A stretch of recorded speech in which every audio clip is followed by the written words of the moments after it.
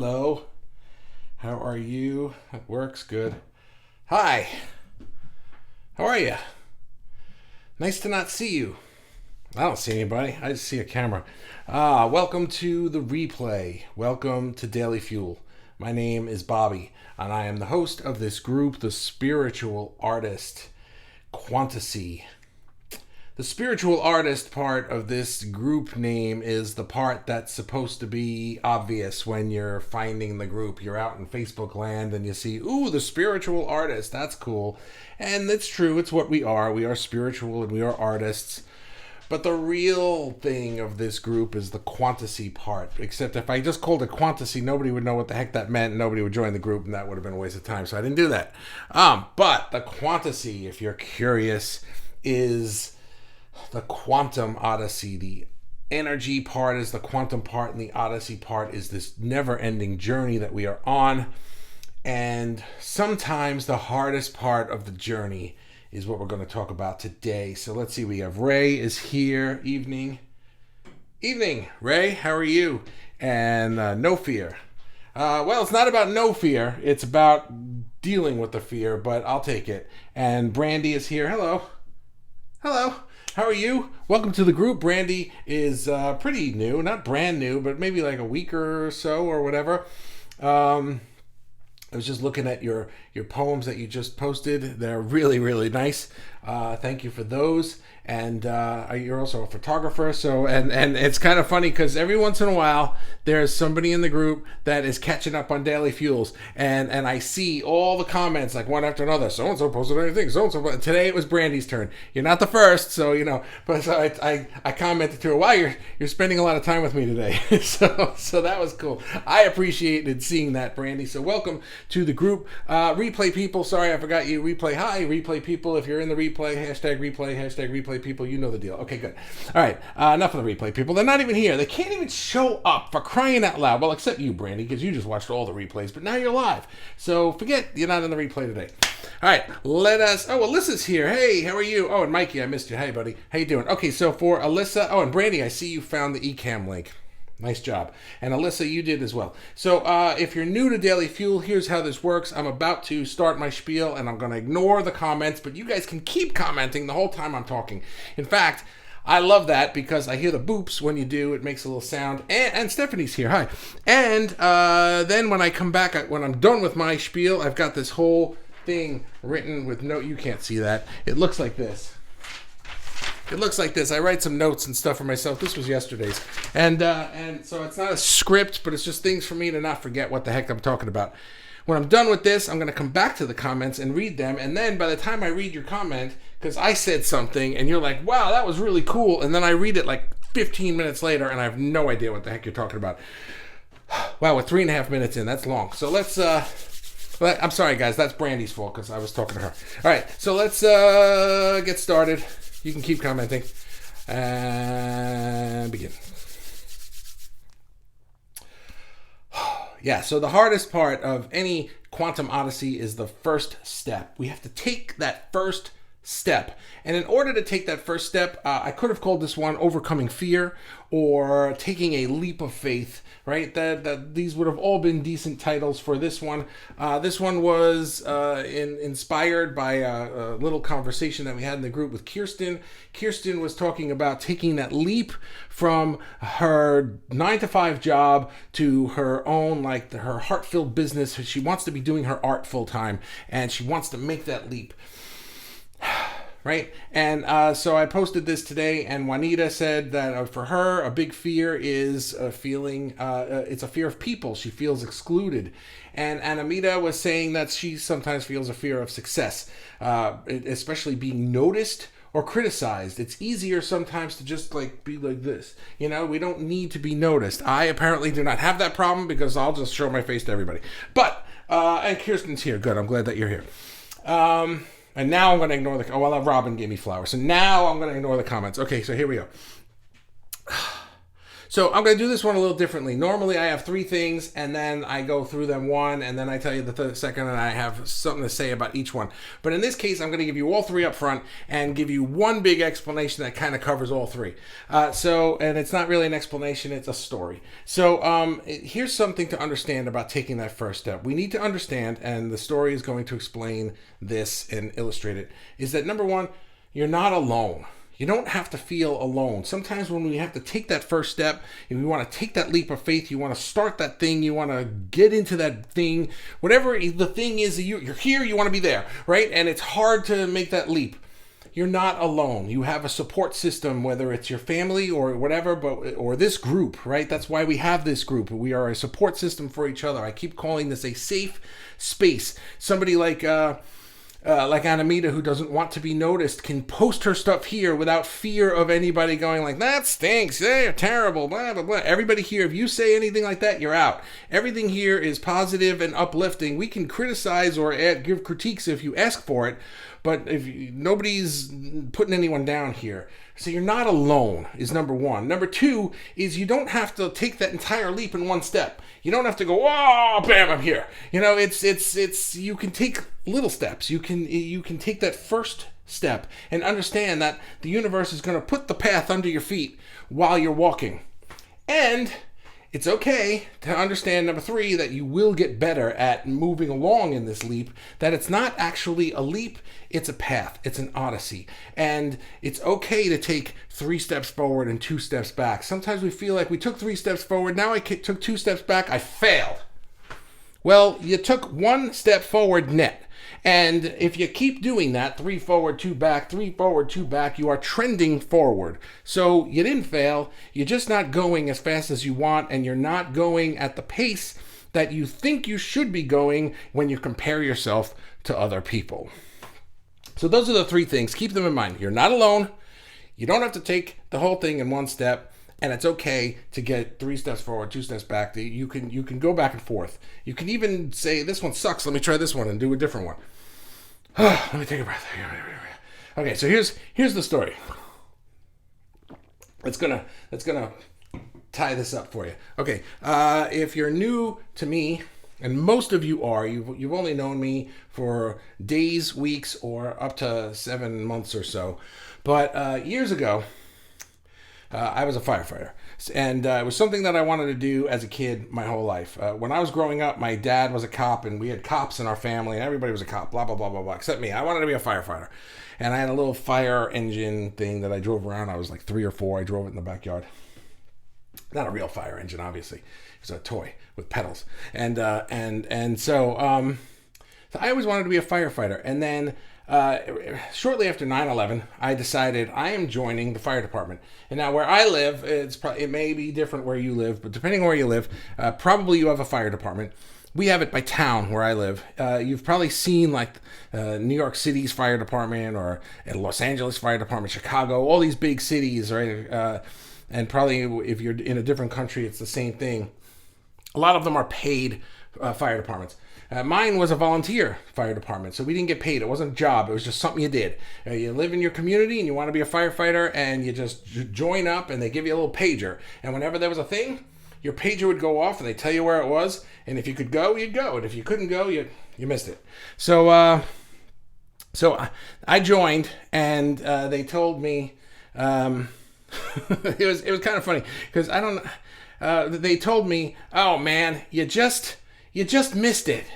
You just missed the big fire. We get like 1 or 2 big fires a year. And then we have months with nothing going on. And you just missed it. I mean, it just happened like a week ago, and then I joined. So they're like, yeah, just have a seat, because it's going to be a while before there's anything really juicy happening. And I didn't care about like seeing a fire or anything like that. I just wanted to be in the thing. Well, lo and behold, what happens when you say that won't happen? It happened. And about a week in, they had another big, huge fire. And so it was in the middle of the night. And my pager goes off. It's next to my bed. Beep, beep, beep, beep, beep, beep, beep, right? And I don't know the codes, so they're talking, they go, signal 10, 35, and I don't know anything, because I haven't learned any of this stuff yet. Basically, they put you on, they give you a pager, And then and the chief is like, oh, I got to get you some gear, right? So come with me. He's like, so they size me up, and this is like the first day. I'm like, we got to order you some bunker gear, like the real bunker gear. But in the meantime, if you go to an alarm, there's extra gear, the old gear. It's on the truck. So just grab anything. There's like boots in there and jackets. Now, do you ever see like firefighters from the 1940s, right? Now you see firefighters today, they have bunker gear. They have the big heavy pants and the big heavy duty jacket, right? That's bunker gear. And they were sizing me up for that and measuring me, but they had to order it. Well, I had to wear the crap that was from like the 1940s, 1950s. It was the long jacket and the boots that came up to here, right? Because those plastic boots, if there's a fire, those plastic boots, they got you covered. There's no problem. Don't worry about it. So anyway, they're all on the truck. And so the captain, it wasn't the chief, it was the captain. He's showing me where everything is. Now, the first day he showed this to me, it was a beautiful sunny day. They pulled the truck out of the bay onto the driveway, and he's showing me all this stuff, right? He's like, oh, come over here. If you open this panel, there's boots and stuff and jackets in here. And he's like, take one out. He's like, try this one on. And it was a little tight, right? He's like, try this one on. I'm like, oh, this one's good. He's like, okay, cool. So now you know there's stuff in here. And like, here's a left boot, and here's a right boot, and there's gloves and helmets and everything. And it was great. It was nice. It was bright and sunny out, right? Well, now there's an alarm in the middle of the night.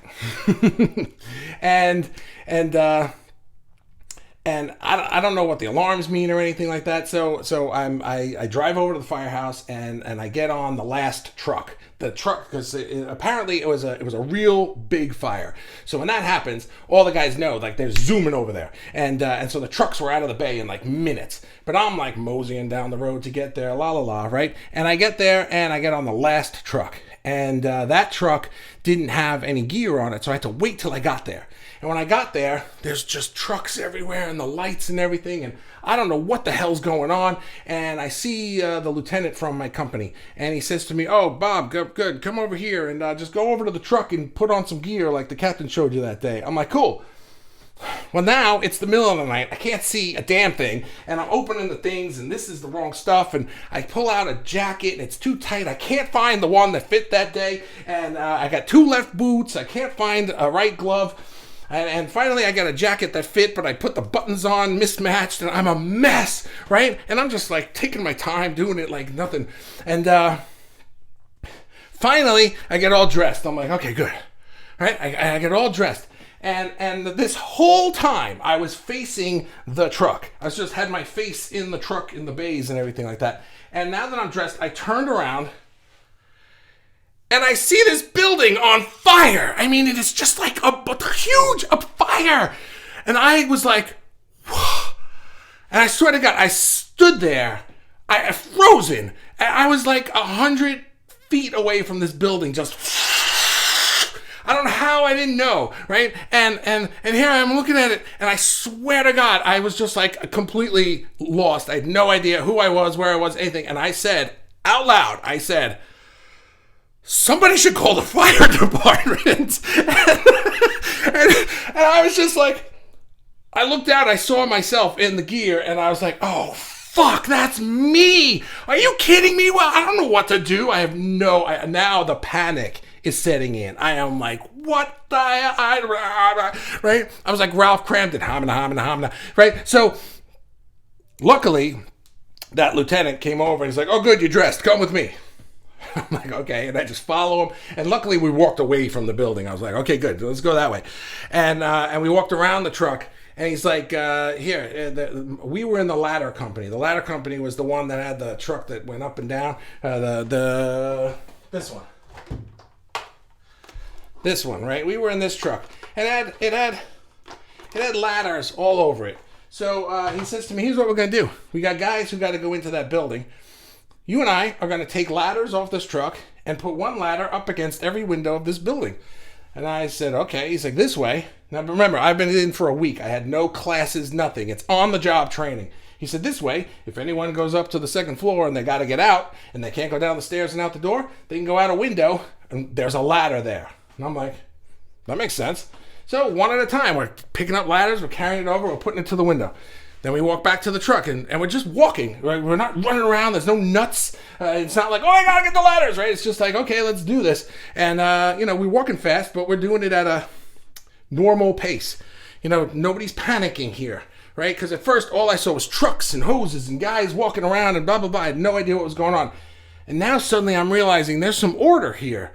These guys are getting that hose over to the door, and these guys are doing this, and some guys are getting ladders over to the windows, and look at that, that's me. So now we go over there, and next thing you know, we have a ladder up against every single window.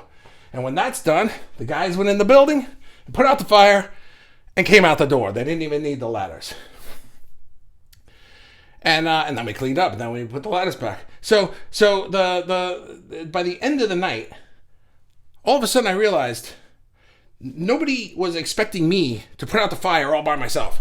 Nobody was like, Bobby, fix that. Nobody was doing that. So I wasn't alone. I was not alone. I was never alone. Even though in that moment where I had to take that first step away from the truck, I was terrified because I felt completely alone. And I felt like all the weight of this entire inferno was on my shoulders, which, when you think about it, was ridiculous. I was like the newbie. I was the probationary firefighter. Nobody expected me to do anything except put boots on. That was it. And maybe carry a ladder. So I didn't have to do it alone. I didn't have to leap across any chasm and fix the whole thing by myself. The whole team did their job, and I was a piece of that team that did my job, and the building burned down, but still, you can't help that. It's fire, right? And then, finally, the 3 steps forward and 2 steps back thing is just more like, there were days where I would go to an alarm and I didn't really know what to do. And then sometimes there were days where I went to the alarm and I felt like I was really in control of things. Like I was one of only a couple of guys who was qualified to control this thing. It took a lot because it didn't just go up and down. This is ridiculous. But there was a thing here where the guy controlled it and somebody had to stay here. And a couple of guys went in this thing and went up. Right now, it didn't go up, and they weren't like in an angle like this. You can see this, right? And but so my job down here was to make sure that when this was going up, it didn't hit any trees, it didn't smash into the building. I was the guy driving this thing, and if they got in trouble, if they were up here and got in trouble, my job was to run up the ladder and help them. So, there were only a few people in the department who were qualified to do that. Now, I wasn't qualified to do that on that first day, but a year later, I was. So anyway, that's the story. I hope that makes a little bit of sense. We can take that first step. We're not alone, and you don't have to cross the whole freaking chasm in one shot. You can do it step by step and build up to it, and you can even take steps back if necessary, if you're having a bad day or it's just not working out right now. It's not the end of the world. So I hope that helped a little bit. Let's go to the comments, and we have Ray. Wow, I was really really out of breath on this one. Okay, I'm gonna take a little bit of water. Ray and Mikey and Alyssa, hello, and Stephanie. I saw all these guys, and Rupert's here. Hello, buddy. How are you? But okay. Sorry, the water hit my throat. Here's just an aside story. This is just funny and stupid to show you, because I am just not cool. I went to get my daughter and I went to get our vaccines, and when I sat down at the nurse's station to get the shot, I was chewing gum and a piece of saliva hit the back of my throat just as she was like putting the thing on my arm, and I started having a coughing fit in the COVID-19 vaccination center. I'm like coughing because the saliva hit my throat. I was like, it's just saliva. Anyway, Bobby, you are always noticed. I just drank the water and hit my throat. You are always noticed. We're not alone. Yes. Stephanie, wow, there's like no comments. Stephanie, I have a terrible fear that I've been working through as I open my energy practice again after several years of not taking clients. Wait, sorry, I didn't put this on here. Here we go. Now you can read it. I have a terrible fear that I've been working through as I open my energy practice again after several years of not taking clients. The fear of criticism from any local community. The who does she think she is stuff. Right? I know their opinion doesn't matter, yet the fear of being visible sometimes stops me in my tracks. Yeah, this is exactly what we're talking about. So let's take that into the context of what I was just saying. You're not alone. You're not alone, and you don't have to do this alone. You can bring that fear here. You can make posts here and be like, what do you guys do to get over this? We can just keep talking about it. But the thing to understand is that here's the thing that I really wanted to bring out. When I first joined the fire department, they kept asking me if I was afraid of heights. And the reason they kept asking me if I was afraid of heights was because they wanted me to be in this company with the ladder, and it has to go up high. And finally, one day, I was up in this thing. We were practicing, and I was up in this thing, but this time I was up here. And the guy I was with turns to me and he's like, "So are you afraid of heights?" And now this is like the fifth guy that asked me if I was afraid of heights, and I said to him, I said, everybody keeps asking me if I'm afraid of heights, but nobody's asked me if I'm afraid of fire. And he looks at me and he's like, "Bobby, we are all afraid of fire." He's like, "If you're not afraid of fire, get the hell out of here. Nobody wants you in the fire department if you're not afraid of fire. None of us are rushing in there, willy nilly. We do it as a team, and everybody has their job, and we have to do it the right way. There's no Superman here. You know what I mean?" And sometimes it was a little easier for me in the fire department because it was clear that I was not alone. But in your case, Stephanie, sometimes it can feel alone, especially if you're taking that leap of business or something like that. But really, we are not, because there are other entrepreneurs that are doing it too, and you can find support systems, and you can do it together, so to speak. And that's really why I like this group, is because it's a way to put yourself out there in a safe space. And maybe if for some of us it's hey, I'm just getting into art and I don't like showing it yet, or I'm afraid to do my gallery opening or something like that, so let me show you guys first. And in that case, it's literally art. But in your case, and in Kirsten's case, we're talking about starting a business and making that leap. There's no reason why we can't talk about that here. Post that, and get that strength from just hearing from other people telling you, like, you could do this. You can do this. All right. Robin says, "You almost seem as exhausted explaining this firefighter thing as actually fighting a fire." This story gets me revved up. I like this story. It's I'm also kind of tired because I just got that second shot the other day, and I'm still a little tired from it. So it was yesterday.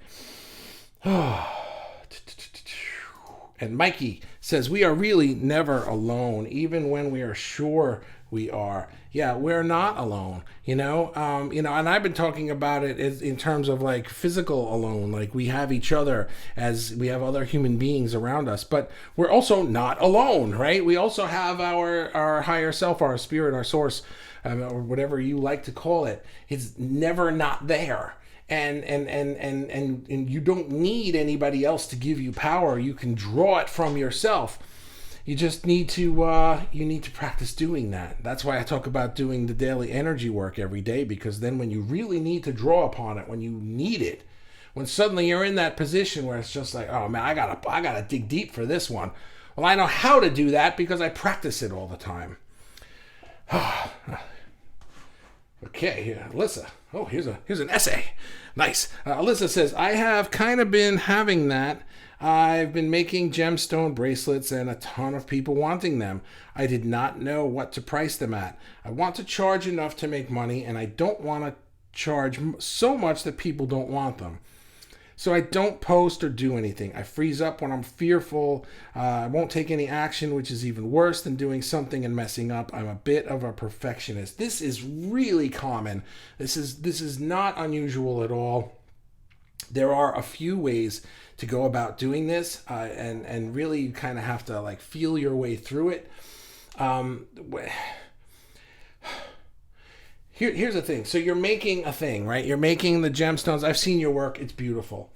Now, there might be a market for it where people expect to pay a certain amount, right? So you can go that approach. You can say, okay, well, if I'm selling this at a farmer's market or I'm selling it on an Etsy or something like that, then I'm surrounded by all these other people and your thing kind of becomes a commodity. So that now you're kind of being priced by the market. Nobody wants to pay too little for it because then they think it's junk, but nobody wants to pay too much for it because that guy's is a lot cheaper than yours.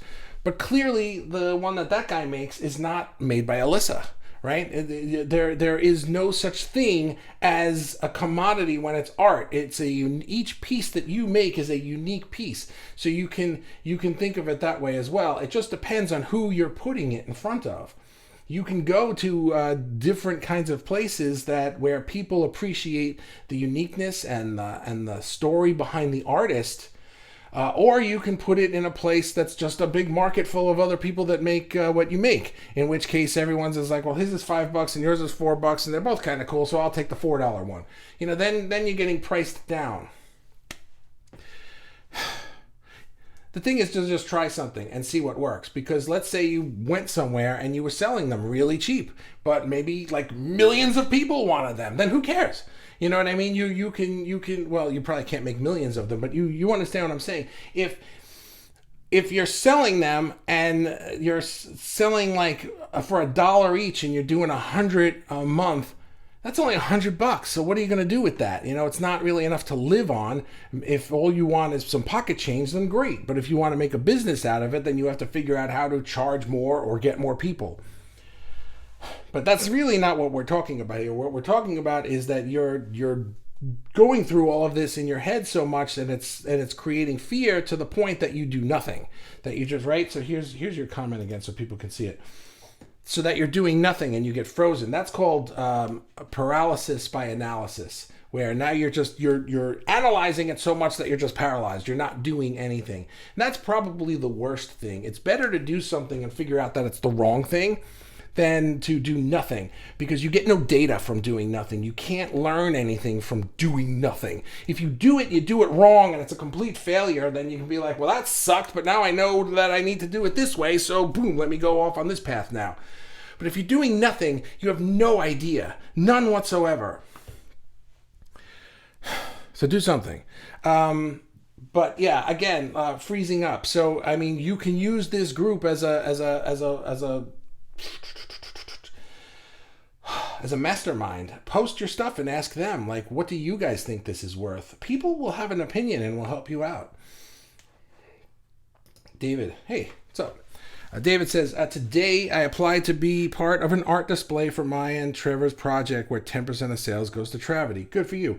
There is no guarantee of being chosen to be part of it, but hopefully we will. And if we're still and then there's still no guarantee of sales, even if you are. I got it. Okay, so all that can be done is to see what happens, but the steps have been made. That's it. You can only take the next step. Man, I need some water. Hang on. You can only take the next step. And so for you, the first step was, well, let me just apply for this thing, and then forget it. Then just go about your day and do things, and then all of a sudden you get that email or that phone call. Hey, congratulations, you're in. It's like, oh, cool, or you can fret about it the whole time and be, until it happens or it doesn't. But either way, the same result is going to happen, maybe. So, yeah. Hang on, I think I'm getting a little off track with what I was talking about. Sometimes the fear can be that I don't even understand how this is going to make money, so I don't even know if I should even apply for this thing or if I should do this thing. But you're doing it, and that's all you can do, and then see how that works, and you can collect data from that, and you can gain experience from that, and you can network from doing this. There is so much that you can get out of it in addition to making money that it's totally worth doing it. So good for you. Good luck, you two. And Brandy says, I have all these awesome ideas in my mind, but I get too scared to even try to execute them because I'm afraid it won't turn out as awesome as it is in my head.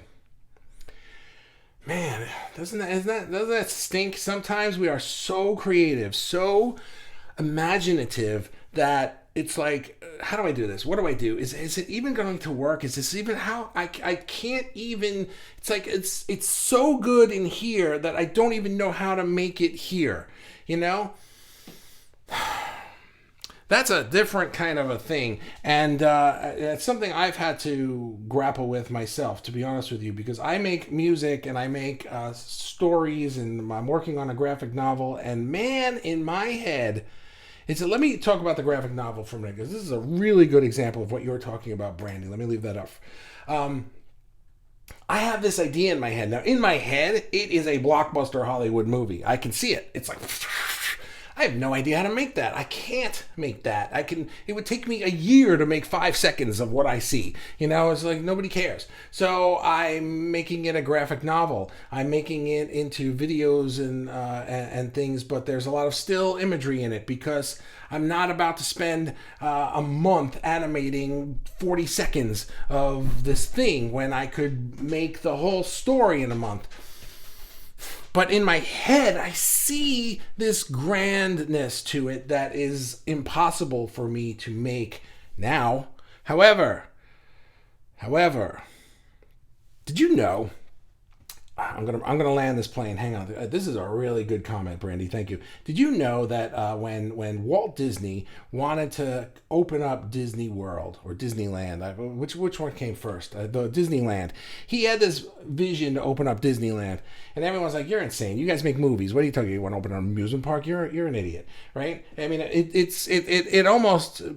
it almost feels like Disney started as like Cinderella and the castle and the Disney World, and it's like, of course there's this stuff, but it didn't. It was movies, and then throughout World War II, it was propaganda films for the army, and then in the 50s, he went to the amusement park with his kids, and he's like, "This place stinks. I could do better than this," and he had this vision to make a really cool amusement park, and he had this vision for it. But he couldn't get the guys who worked for him because there was a whole board, and the board wouldn't. They were like, "No, if you can get the money for it yourself, then yeah, we'll talk about it." Do you know how he got the money? He went to ABC and he told them, "I would like to do a TV show of the wonderful world of Disney, and we're gonna do." And he did it in 4 sections. I forget what they are, but they're the 4 sections that are in Disney World, and they're all educational, and like one is like Frontierland, and one is Science Land, and stuff like that. And each week he would do a different episode of this show, and he did it for a while. In fact, that show is still on. He doesn't do it, obviously, but it's still on. That show still airs. And but he didn't want to make that TV show. He wanted to open Disneyland. So he had this vision of what it could be, but he couldn't do it immediately. I have this vision for what this thing that I want to create can be, but the best I can do today is to turn it into a graphic novel. Maybe someday, with enough build up to it and an audience and backing and investors or something, it can be turned into that movie. And maybe someday, with enough build-up and investors and stuff, that TV show about Frontierland can be turned into an actual Frontierland called Disneyland in California. And spoiler alert, it was. So sometimes, Brandy, we just need to start creating what we actually can create and not worry if it's as great as this thing we have in our head. Maybe the thing we have in our head is like the 10 years down the road version of it. Or maybe it's maybe you just don't have the skill set yet. Sometimes I want to create things and it's like, I can start creating it, but I really need to learn how to do that, and then learn how to do that, and then learn how to do that, and then I can do that. It's hard to get okay with just doing the thing where we are now, if that makes sense. But that was a good comment. Thank you. Robin says, each piece we make is a unique piece. Yeah. Good way to look at this. And a good thing to remember as we create our works, and to remember as we price our work, and to remember how unique we are. Yeah, there's the pricing thing is difficult because, and by the way, Alyssa, I grapple with that too, because I can go back and forth and be like, oh my God, nobody will pay that for this thing that I want to make. Second guessing yourself can really be detrimental. We need to stop doing that. But if we can remember that what I make is unique, and the people who really, really, really want this will pay for it, and the people who see it as a commodity just won't. And so I'll give you my real life example is this thing that I'm making, and it's going to be a digital presentation with video and articles and stuff, and I grapple with what to price it at because I want to make it low enough that everybody who wants it can afford it. But sometimes I in my mind start comparing it to things that seem similar to me. And I'm just like, well, that thing is like, cheap, or, if people compared it to that, they wouldn't want to pay anything for it because for such little money, you get all of this stuff.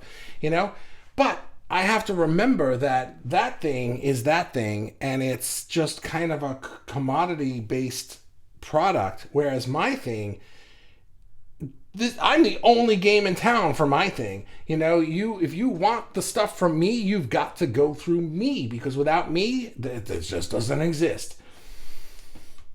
And then how much does that cost, right? So there's that. Robin, I think you missed reading my earlier remark. Oh, really? I like this story too. As much as you like telling it, the idea of firefighters being scared of fire is eye-opening. I never would have guessed. So cool to know. Well, that's the point of the firefighters are called the bravest, right? But what is bravery? It's not fearlessness. It's being in fear and doing it anyway.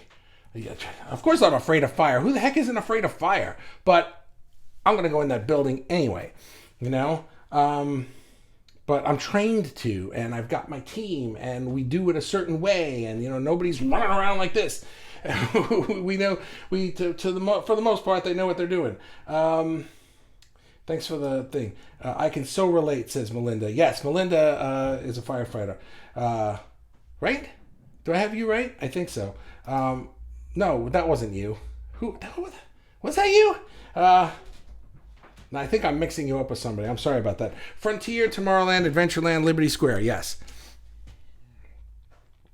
It was somebody else, I think. And then you're going to say it was you. And then I'm going to be like, I don't know what I'm talking about. Anyway, Melinda says, and some of us procrastinate by thinking we need to know, learn, do something more.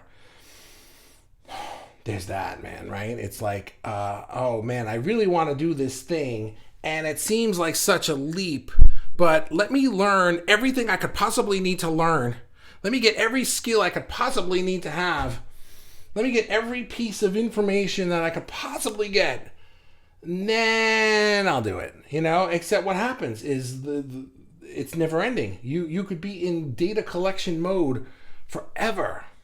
Or you could just try it and flop and land on your face and take 2 steps back, and you got just as much data. Or you got just as much skills, except now you've got momentum. Now when you try it and it doesn't work, you can try it again with momentum and with experience. But if you're just collecting data like this, you never get there. Mikey, practical thinking is for practice. When it's time for action, you must act using the thought processes you have practiced and have hopefully become second nature. Yes. Brandy. I'm getting loopy. That helped tremendously. You rock. Oh, good. I'm glad. You miss 100% of the shots you don't take. Right? Wayne Gretzky. Yes, absolutely. They are afraid. It was you. I thought it was you. Except it was from the olden days that I knew that the old group, and then I don't remember who was what, but it was you. Yes, Melinda was a firefighter. They are afraid and excited. I miss it. I sometimes miss it too. I left because we moved, and you were just a volunteer in your one little town, and we moved somewhere else. So you can't do that anymore. I could have rejoined here, but there were a lot of reasons why I didn't. It was also not like a lifelong dream of mine. It was like a thing that I wanted to do. I did it for a few years, and I was like, yeah, I'm done. Let's do something else now. So yes, I was. Cool. I thought you were Melinda. You thought I was Melinda? I'm teasing. I thought you were Melinda, right? Yeah, I got you. Yep, I was. Would pay good money to run into a burning building.